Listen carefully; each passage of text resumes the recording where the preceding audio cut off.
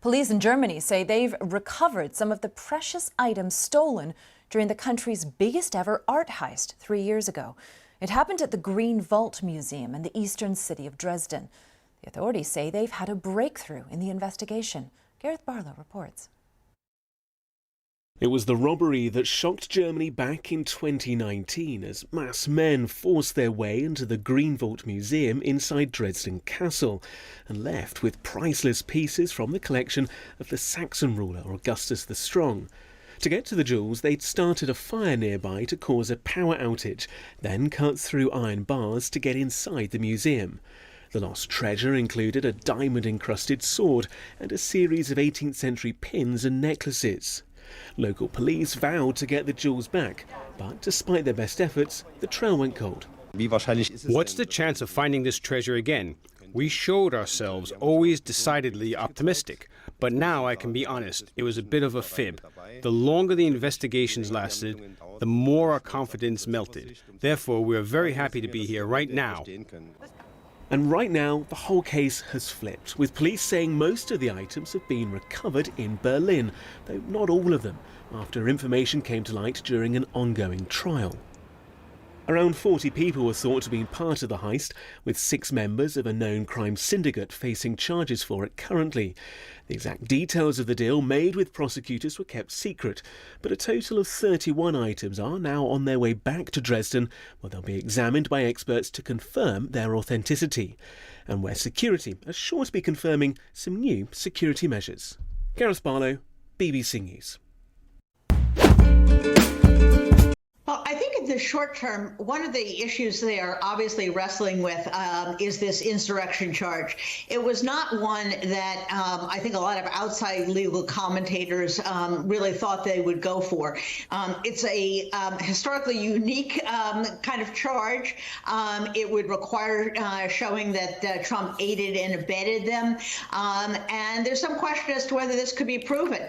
But I think it's extremely important, both short term and long term, for the American people to see, as you are showing so aptly on the screen right now, that those images, that insurrection that Trump was responsible for has legal consequences. And I think by putting that front and center, this has always been about insurrection. Insurrection was the charge in the impeachment article that ultimately did not carry the Senate. This is what it has been about all along. And I think you've seen Liz Cheney, you've seen Representative Braskin, both zero in on this insurrection because that is the ultimate betrayal of one's office. And as you point out, that has within it the potential to exclude him from holding office again. It's a little murky, frankly, whether a conviction in and of itself would do it, if Congress would have to come back, if there'd be some other legal proceeding. The framers did not spell out in great detail what they wanted in the 14th Amendment, Section 3. But however it's done, I think it would be a very powerful statement for the country, given all of the facts that they have accumulated, that the Congress puts this forth. Then the special counsel, Jack Smith, is going to have to make his own decision. He's going to have other considerations. He's got to consider whether he thinks he can get a jury beyond a reasonable doubt to prove each of these charges. So his responsibility is, I think, a little different. Theirs is a political one, a historical one, and really one that sustains Congress's ability to investigate and present to the country very important matters. Jill, I want you to weigh in on all of this, and I want to make sure to ask you, this week you had the Trump special counsel subpoenaing Georgia's Secretary of State, Brad Raffensperger, and I wonder if that signals anything to you about the Justice Department's investigation. I think what we're looking at is the Justice Department is really speeding up its investigation and expanding it. It is an investigation now of all of the elements that relate to the obstruction and the transfer of power, the election interference, so that we're now looking at the fake electors. They're probably looking at the Pence pressure. They're looking at all of the things that judges even have said. It's more likely than not, it's more probable than not, that Trump and Eastman committed a crime. You have another judge, Mehta, who said that it is true that Trump incited the violence of January 6th. So they're not focused only on January 6th and the violence of that day, but they're looking at all of the other schemes that Donald Trump led to interfere with the transfer of power and to interfere with the vote of the people.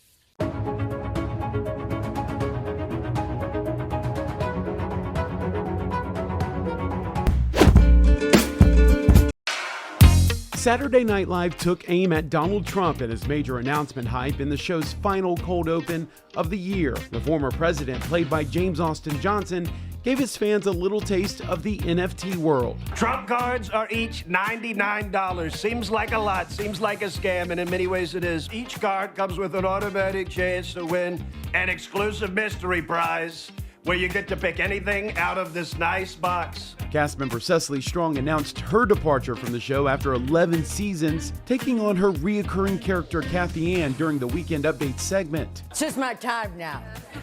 But I had a lot of fun here. And I feel really lucky that I got to have so many of the best moments of my life in this place with these people that I love so much. Strong then closed the show singing Blue Christmas with first-time host and Elvis star Austin Butler. Lizzo returned for the second time in 2022 as the night's musical guest.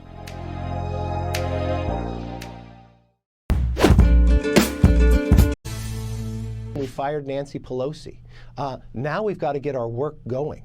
The challenge here is what they want is a motion to vacate means empowering everybody. Eric Swalwell can come to the floor every day to challenge whether the speaker can stay in or not. We need to be able to have the strength to do the job, to look into places that they're not going to want us to look into. So there you have Kevin McCarthy making the case for support among his colleagues to be the next Speaker of the House. But 5 members of his own party, including our next guest, say they will not vote for him.